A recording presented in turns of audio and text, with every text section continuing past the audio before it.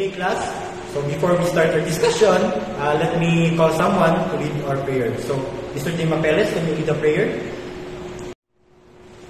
So let us pray for those Catholic sign of the cross. Our Father who art in heaven, hallowed be your name. Your kingdom come, your will be done on earth as it is in heaven. Give us this day our daily bread, as we forgive those who sin against us, but do not bring us to the test, but deliver us from evil.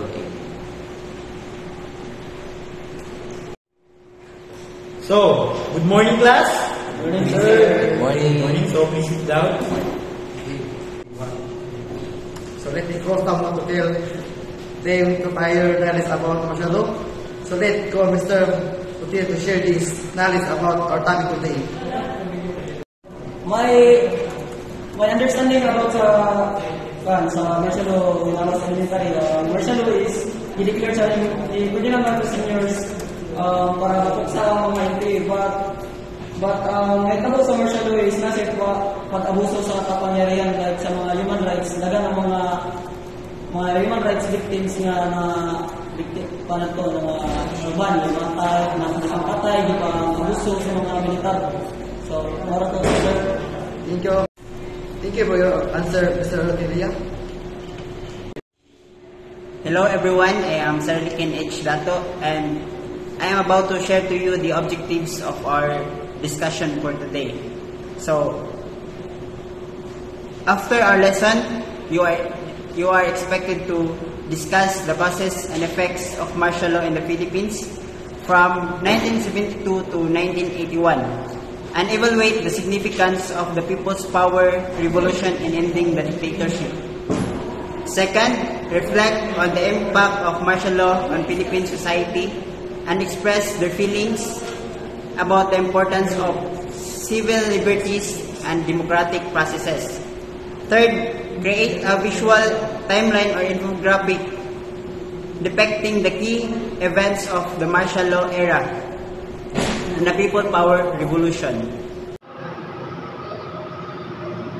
So, with that, we will be showing you a 5-minute video containing the facts about what happened on martial law during Marcos regime.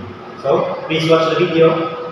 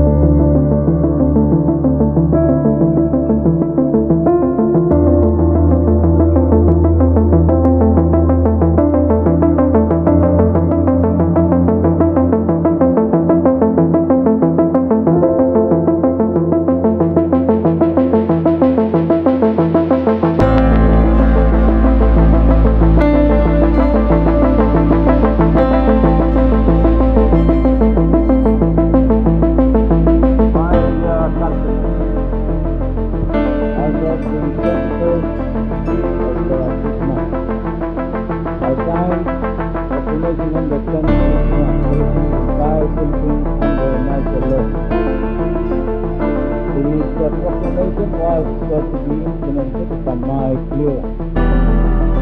And clearance was granted at 9 o'clock in the evening of the 22nd, last night.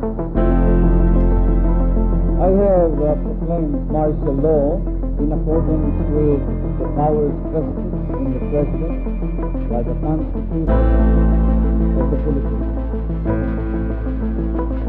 The proclamation of martial law is not a military takeover.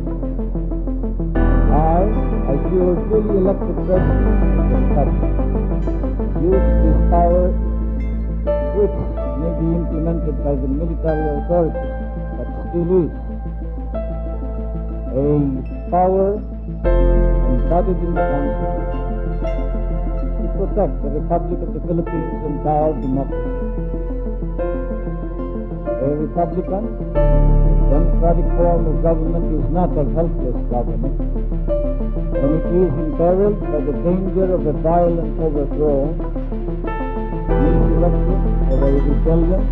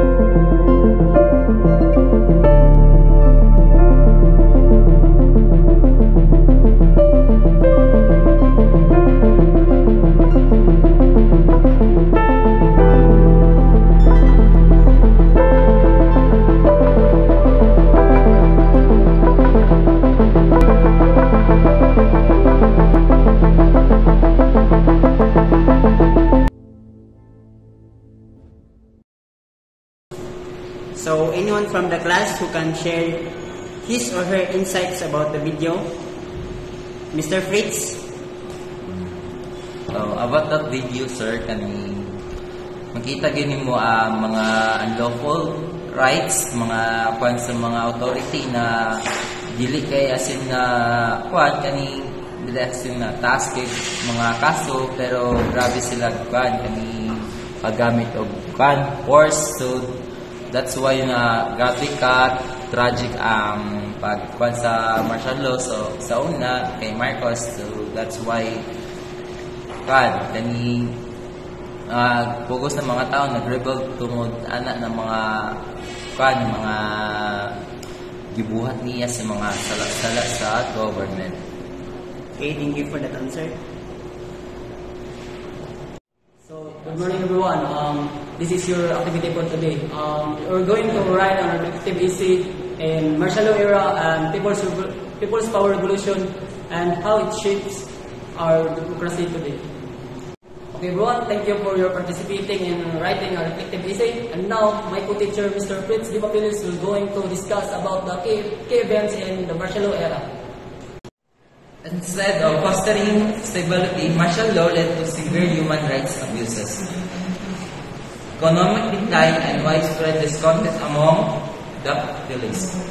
The assassination of opposition leader Benigno Ninoy Aquino in 1983 further fueled the public outrage against the Marcos regime. This growing unrest culminated the People Power Revolution from February 22 to 25 in 1986, where millions of Filipinos peacefully protested along Epifanio de los Santos Avenue or EDSA, demanding an end to an Marcos rule.